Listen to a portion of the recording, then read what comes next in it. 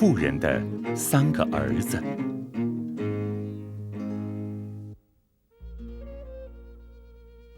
从前有一个富人，有一天，富人的一个庄园被烧为灰烬，片瓦不留。他一生都在放高利贷，一个向他借钱的人被逼无奈，为了报复他，放火烧了他的庄园。富人竭力忏悔，但神父也不知道该怎么安慰他。神父预言，他死后要在地狱中遭受烈火的煎熬，因为他发的是不义之财。这是有可能的，富人想。但是如果有人再烧了我的另一个庄园和我的房子，那我的3个儿子怎么活下去呢？他考虑了半天，决定让他们去找活干。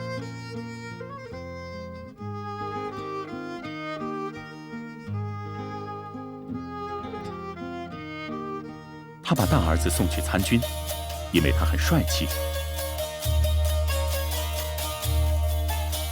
第2个儿子被他送到铁匠那儿当学徒。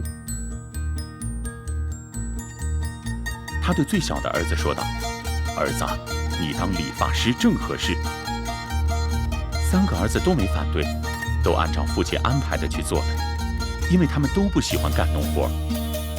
大儿子想，腰里配着闪闪发光的剑，踏着步还挺轻松的。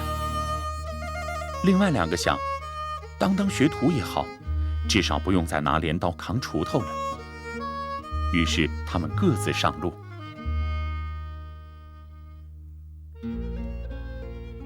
几年过去了，富人变老了，当然之前他也已经不年轻了。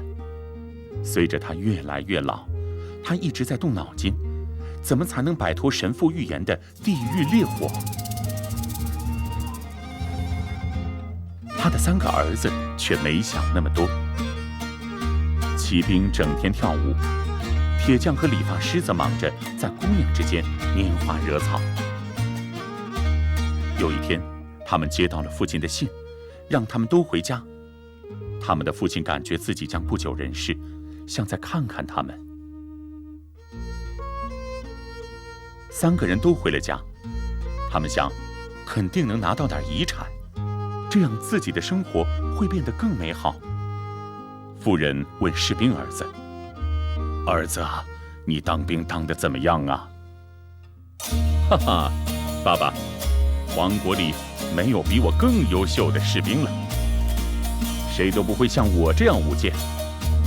前些天我们在阅兵式时，遭遇了一场倾盆大雨，整个兵团都被大雨浇湿了，只有我没有。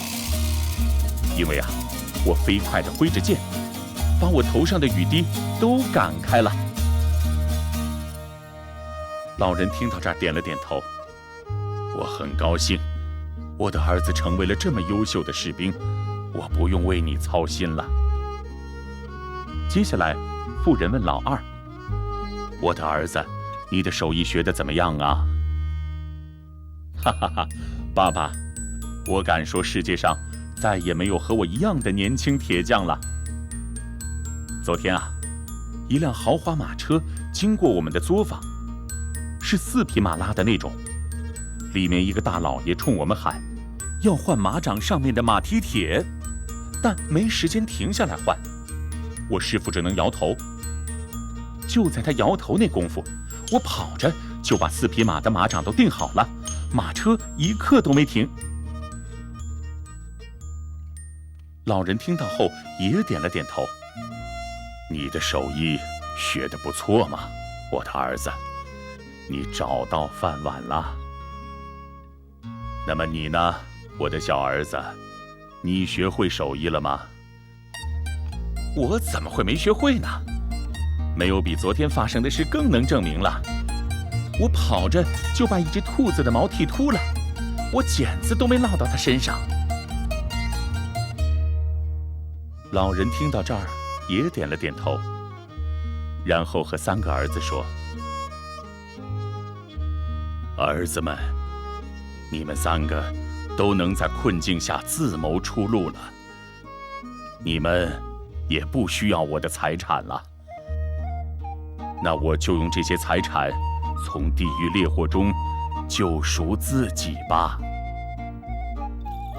他让人叫来神父，把所有财产都移交给他，让他分给穷人。3个儿子特别沮丧，生气的满世界乱跑。